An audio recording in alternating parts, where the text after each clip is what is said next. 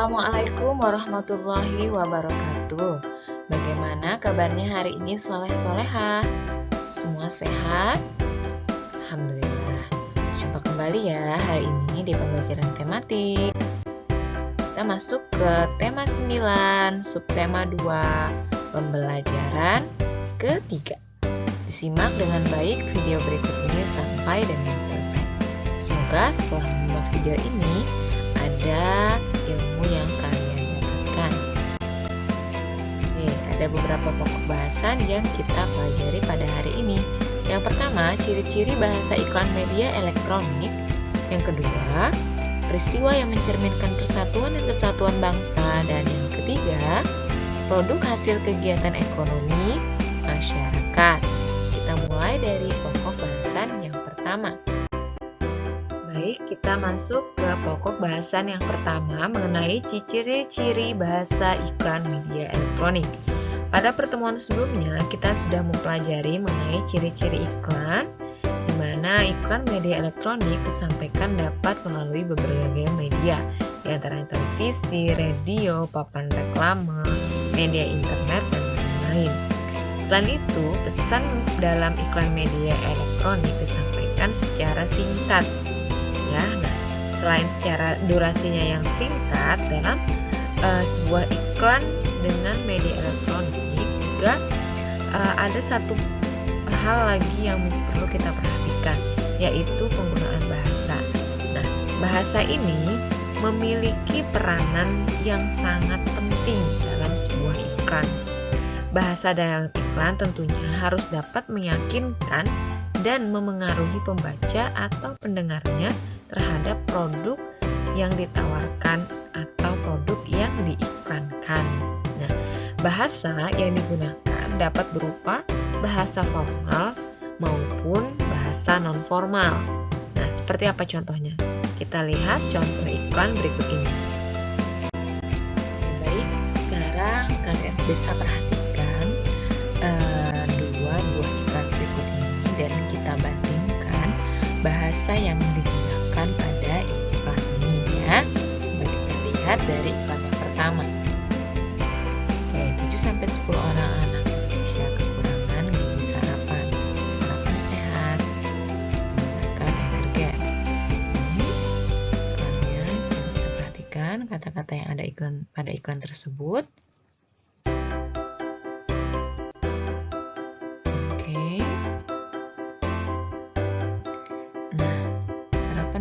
Setiap hari. Kita bandingkan dengan iklan yang kedua. Nah, iklan ini. Nah, hai guys. Nah, nyatanya Sprite kemasan pas di kantong, tapi yang nggak pas basah juga. Pas di dompet, tapi yang nggak usah dimasukin. Nah, nih, nyatanya emang pas porsinya sekali nih. Oke, kita perhatikan lagi, tapi yang nggak usah lebay. Sprite baru, nyatanya nyegerin. Dari kedua buah iklan ini kita dapat bandingkan bahwa iklan ini menggunakan bahasa yang berbeda.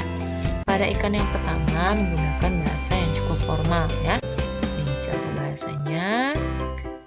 Nah, menggunakan bahasa yang cukup formal, sarapan sehat setiap hari.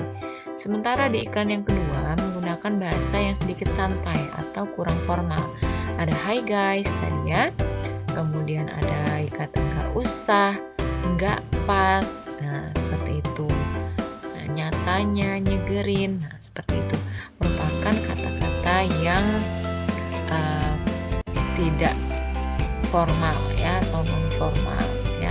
Nah tentunya bahasa pada iklan ini sangat dipengaruhi oleh sasaran pada iklan tersebut. Ketika sasaran itu adalah orang dewasa atau orang tua, biasanya menggunakan bahasa yang lebih formal. Sebaliknya ketika sasaran pada iklan tersebut adalah remaja, maka bahasa yang digunakan biasanya adalah bahasa non-formal atau bahasa yang lebih santai. Dapat dipahami ya penggunaan bahasa dalam sebuah iklan media elektronik.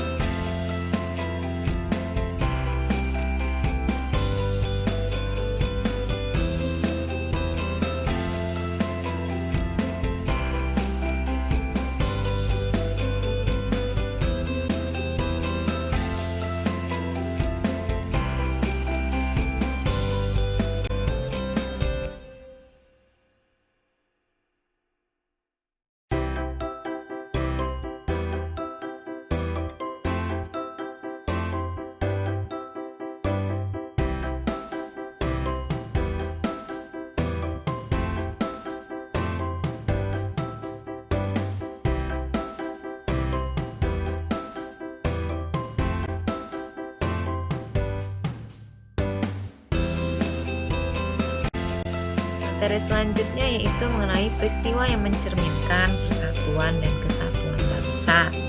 Nah, tahukah kalian bahwa Indonesia itu mempunyai satu kitab namanya Kitab Sutasoma. Nah, Kitab Sutasoma ini dikarang oleh Empu Tantular. Nah, ini harus kalian tahu ya. Empu Tantular ini yang juga menuliskan konsep Bhinneka Tunggal Ika dalam Kitab Sutasoma tersebut. Nah, di mana dalam kitab itu juga menggambarkan bagaimana para pemeluk agama Hindu dan agama Buddha dapat hidup berdampingan dengan rukun. Nah, jadi sebagaimana yang juga tercermin dalam Bhinneka Tunggal Ika yang kita gunakan sebagai semboyan bangsa kita, maka semboyan Bhinneka Tunggal Ika itu yang tertulis dalam Kitab Sutasoma mengajarkan kita untuk menghormati setiap perbedaan yang ada pada bangsa ini, sebagaimana yang telah dicontohkan zaman dulu,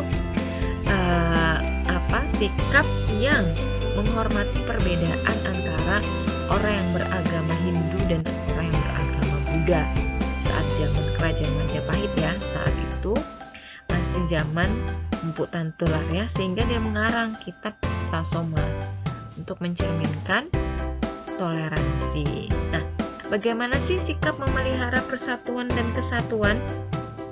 Tentunya ini bukan menjadi hal yang baru bagi kalian ya, sudah berkali-kali kita pelajari, namun ibu ingin ingatkan lagi ya. Di antaranya yaitu yang pertama, memiliki perasaan sebagai satu bangsa dan satu tanah air walaupun berbeda suku, budaya, dan agama. Jadi ketika kita memiliki perasaan kita ini satu bangsa, kita ini satu tanah air, jadi tidak mungkin kita ini bisa terpecah belah. Kita harus saling menghargai. Nah, itu pasti akan muncul persatuan dan kesatuan. Kemudian mencintai dan melestarikan budaya daerah untuk memperkuat budaya nasional. Nah, ini contoh nyatanya perilaku yang mencerminkan persatuan dan kesatuan. Nah, satu yaitu secara aktif berpartisipasi dalam kegiatan gotong royong. Jadi kalau orang itu berpartisipasi aktif dalam kegiatan gotong royong, baik di lingkungan sekolah, masyarakat utamanya, berarti dia sudah mencerminkan perilaku persatuan dan kesatuan. Kemudian yang kedua, mengikuti festival budaya Nusantara atau kegiatan budaya lain di daerah sekitar. Yang ketiga, ikut serta dalam acara jambore nasional untuk dapat berinteraksi dengan teman-teman yang berasal dari daerah, suku, dan agama yang berbeda. Nah, ini untuk tingkat pelajar ya. Jika ada dilaksanakan jambore nasional, ya, ini acara pramuka di mana di situ akan dipertemukan ya para remaja pramuka dari berbagai daerah, suku, dan perbedaan suku, agama dikumpulkan jadi satu di mana mereka melakukan kegiatan dan untuk memupuk rasa persatuan dan kesatuan. Nah, tentunya kalian sebagai penerus bangsa harus mewujudkan cita-cita kita dengan terus melakukan aktivitas atau perilaku-perilaku yang mencerminkan persatuan dan kesatuan ya. Oke, dapat dimengerti? Kita masuk ke materi yang terakhir.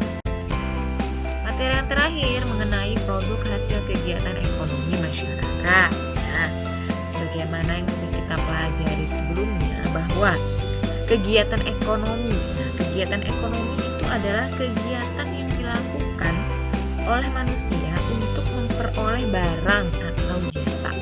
Jadi ketika manusia itu berkegiatan sehingga mereka memperoleh barang atau jasa, itu disebut sebagai kegiatan ekonomi.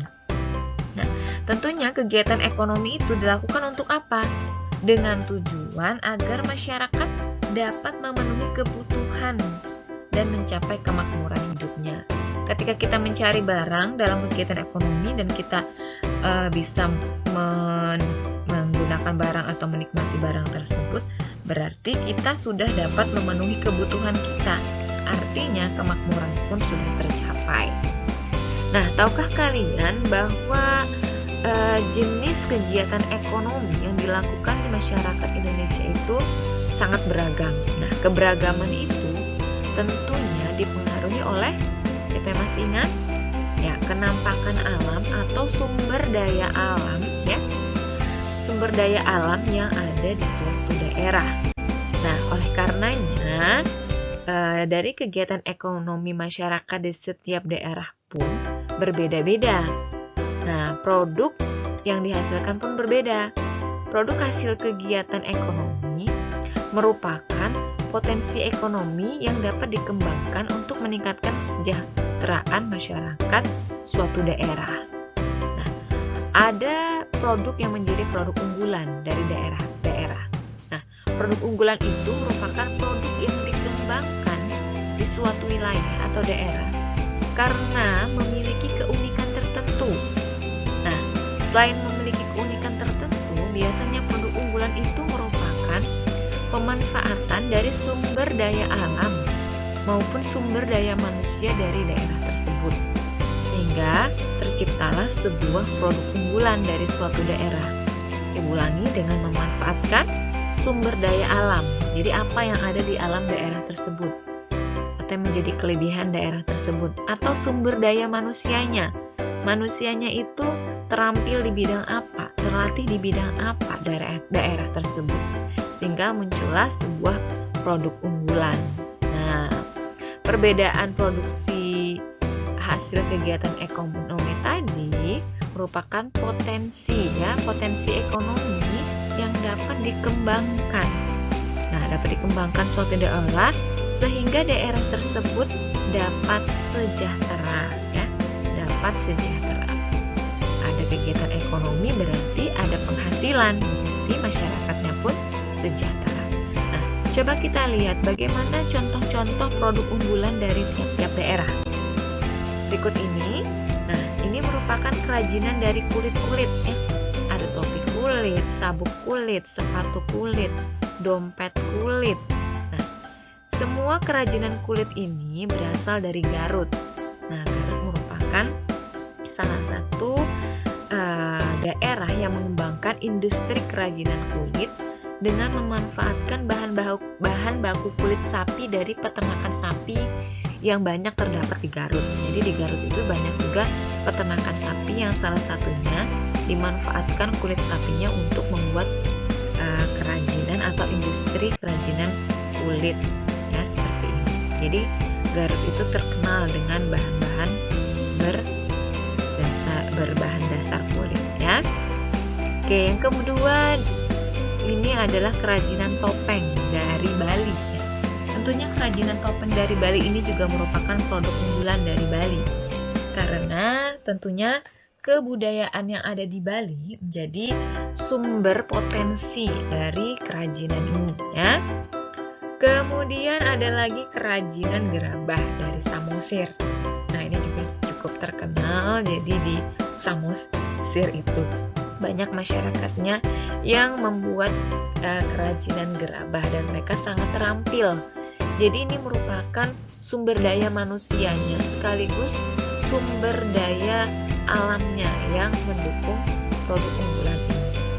Kemudian ada lagi, nah ini kerajinan ukir dari Jepara. Nah, tahukah kalian bahwa sebagian besar masyarakat Jepara itu sangat ahli dalam mengukir. Nah, bahkan kerajinan ukir dari Jepara ini menembus pasar internasional ya. Beberapa sudah diekspor ke luar negeri, diakui oleh dunia bahwa ukiran dari Jepara ini sangat bagus sekali. Nah, kerajinan ini merupakan produk unggulan yang menjadi potensi dari daerah Jepara karena apa? Kemampuan sumber daya manusianya yang didukung juga kemampuan sumber daya alamnya. Kemudian yang terakhir Ibu beri contoh yaitu kerajinan kriya enceng gondok dari Yogyakarta. Jadi di sebagian perairan di Yogyakarta itu membudidayakan tanaman enceng gondok. Karena tanaman enceng gondok ini sangat mudah tumbuh di perairan daerah Yogyakarta, ada penemu-penemu orang-orang warga-warga sekitar yang mengolah enceng gondok tersebut menjadi sebuah kerajinan. Tentunya kerajinan ini bernilai jual. Bahkan kerajinan enceng gondok ini juga sangat diminati di pasar internasional.